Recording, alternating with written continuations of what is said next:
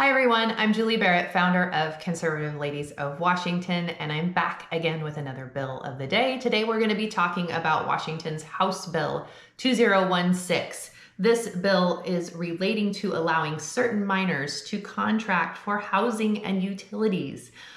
This bill, I'm going to read you just from the first section. The legislature finds that adolescents are without stable housing due to familial conflicts, financial strain, or other unforeseen circumstances. The inability to sign rental agreements presents a significant barrier in a system meant to be compassionate and flexible and can provide youths from accessing safe shelter.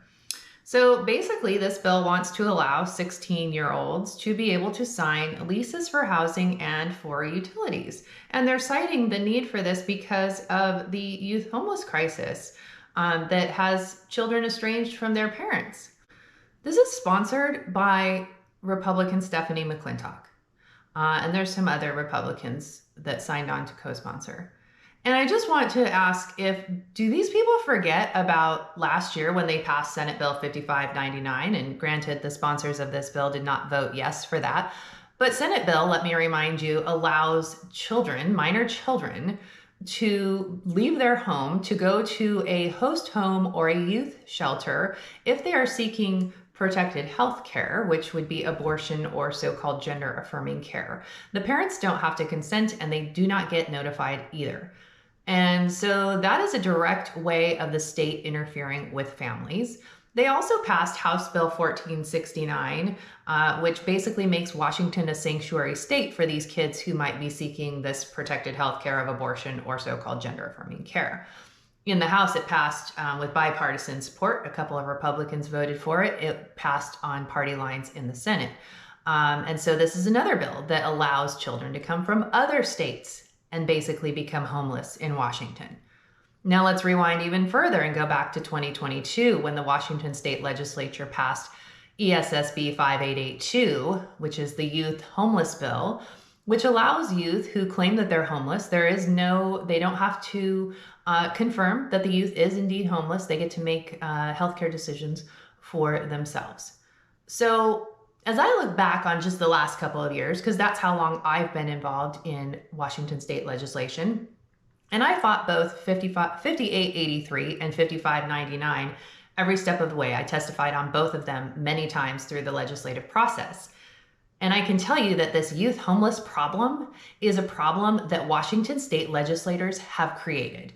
And do I sound mad? Yes, I am very mad because this has personally impacted my family. This has impacted my child.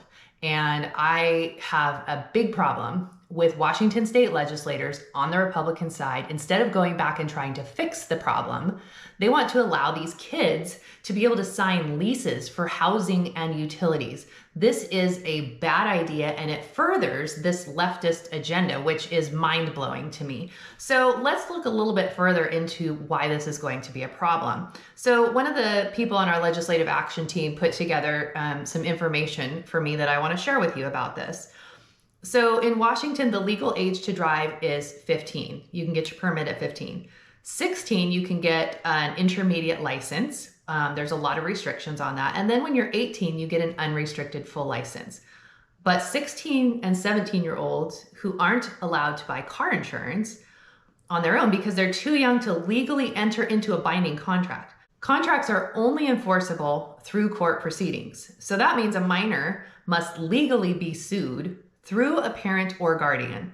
Also, minors tend to have a number of protections that others don't have. The ability to get out of contracts, for example, is one of the privileges that minors have. So this is going to be a problem for landlords who are going to have to rent to these kids, and there will really be no recourse. So more information on this. The moratorium passed by Governor Jay Inslee expired on February 28th, 2022. The U.S. Census Bureau survey indicates that 133,000 adults in Seattle, Tacoma, Bellevue area fell behind on rent during the pandemic. Now, think of how much higher that number would be if we're going to allow kids to rent. There are currently in 2023, 3,000 households in the King County eviction process. King County Housing Justice Project intends to provide free legal counsel to approximately 2,000 households to either set them up for payment plans or to get them out of the eviction process altogether. So this is going to be using taxpayer money. And what happens to these minors? If they get into this process, they get into a lease and then they don't make the payments, what happens? What happens to the kids? What happens to the landlords? And who's going to want to be a landlord in the state of Washington with it going on like this? So I'm really perplexed why this bill is, this is something I would expect from Democrats. I would just say it's more garbage from the Democrats.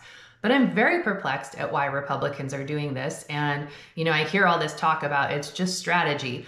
Well, this is bad strategy that's going to have real consequences for the people of Washington state, not just these kids and estranging kids from their families, but it's also going to have negative impacts for these landlords and property owners. So that's our take on it. We oppose this bill. We will be speaking out against it in committee next week. You can take action. I'll have all the links down below for you to take action. I'll also link up the bill so you can go read it for yourself and figure out for yourself what you think.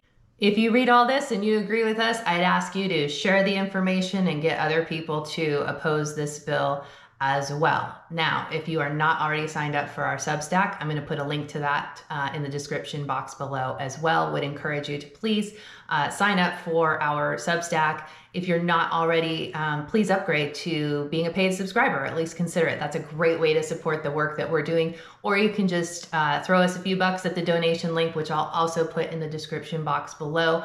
I appreciate you taking action. We've had a lot of people taking action on our videos and our calls to action that we've been putting out. So I appreciate that. Thank you for speaking up.